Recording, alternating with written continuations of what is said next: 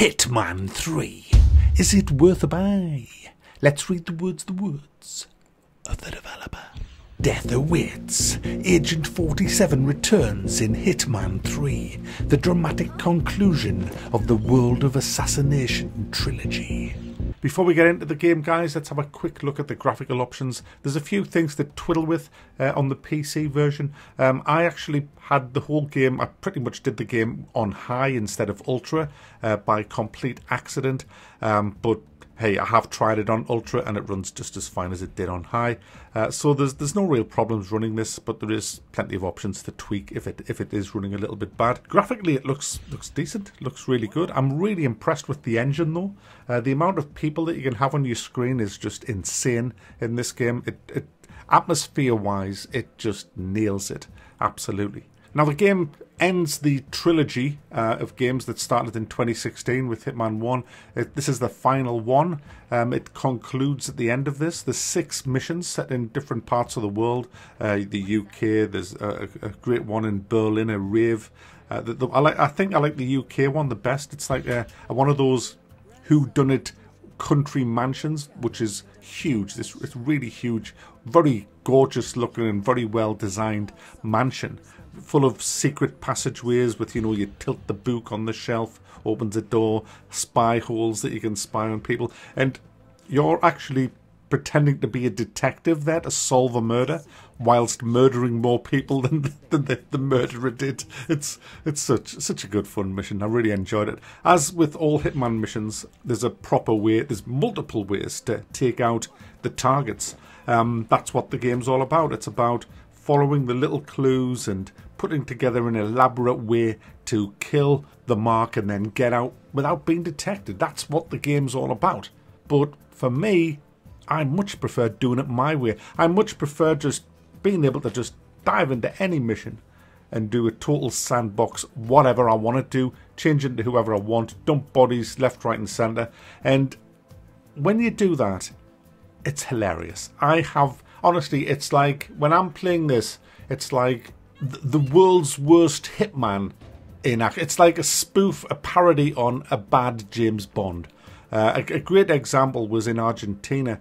I simply wanted to change uniform, and it ended up in a mass murder just because I couldn't dump the bodies. And every time I'd murder somebody and thought, right, I've got this sorted, another witness would come along and I'd be, oh shit, now I've got to murder you. And there was just bodies piling up everywhere. And while I was doing this, I was in hysterical laughter because there was thousands of people at this party, hundreds rather, and I knew people could be coming around the corner at any time. It was just, how many more people am I going to have to murder before I could just escape this area? So funny. Another great mission was the German Rave. I mean, the amount of people on the dance floor there was just hilarious. And, you know, there's things set up and you just know the developers have put them in there to bait you into murdering them. And there was this guy dancing in his underpants. As soon as I saw him, I thought, you're going over the rail, mate. I don't care what happens. And I just had to kill him. And obviously I had to reload because I got wrecked off all the guards. But it was just nice to do that. It's nice that you can kill innocent people in this game. A lot of games, you know how they are. They just don't let you in. It's just, anything goes. Like, anything goes in this game, and that's why I like it. The rave though was great. The atmosphere was great. When he was walking across the dance floor, I was walking, looking at the DJ thinking, I'm going to murder you, and he's just standing there just getting all the crowd going with his music, and I'm just walking towards him, and it was so immersive. I was thinking, you're going to be dead in a few minutes.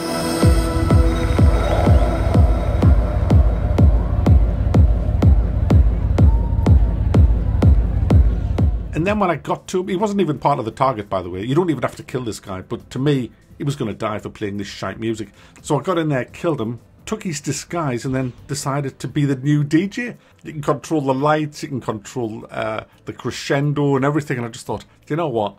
Let's get this shite music off and get some proper music to get them going. Who gives the f***? Give us a big f***ing gun. A big f***ing gun. A big pile of elephant dung. Who gives the f***? Give us a big f***ing gun. A big f***ing gun. Give us a big pile of elephant dung. And this is why this game appeals to me, because I just get totally carried away. Right at the beginning of, I think it was the next mission after that, or the mission after that, I can't remember. Actually, I think it was the 5th out of the 6 missions. I had to meet me contact right at the beginning of the game. And as I was walking over to her, I just thought, I'm going to blow your brains out. And for some mad reason, I just blew her brains out. Obviously, it finished the game, but that's what I like about it. I can just do what I want. It's so much fun. But obviously, you've got to follow the leads, just like it was in Hitman 2 and 1. You'll overhear a conversation which triggers a story within the game mission, and you follow all of that. You take on the different disguises of people, hiding the bodies on the way, and basically uncovering an elaborate way to kill people. Sorry about my voice. It's been croaky for a couple of days now. Yes, I did enjoy the game. It's a fun game. Unfortunately, it hasn't progressed much from Hitman 2.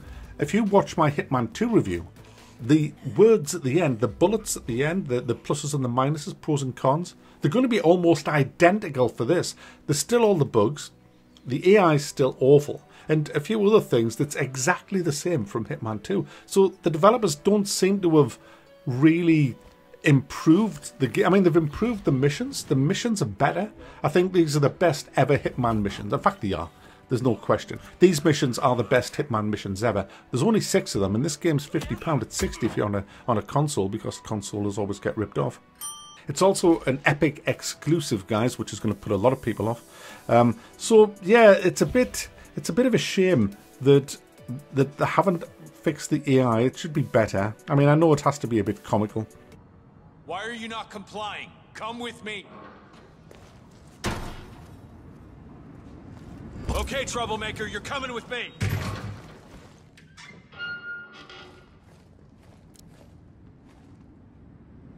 Where did he go?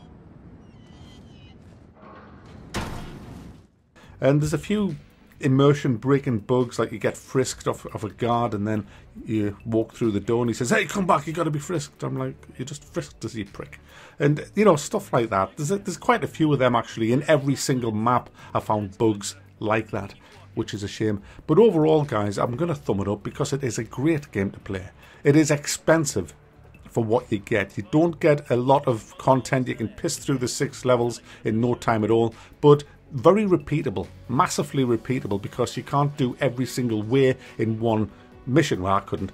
So revisiting and doing them in a different way is the way to go, and also doing them the way you want to do it in sandbox is possible on all but the last map. So it is definitely my favourite of the series, and you can grab this on Greenman Gaming and it's 8% off. That's where I got mine from. So yeah, it is for the Epic Game Store, though you will get a key for the Epic Game Store if you do buy it on Greenman Gaming. But hey, 8% off, it's worth it considering that it's an expensive game.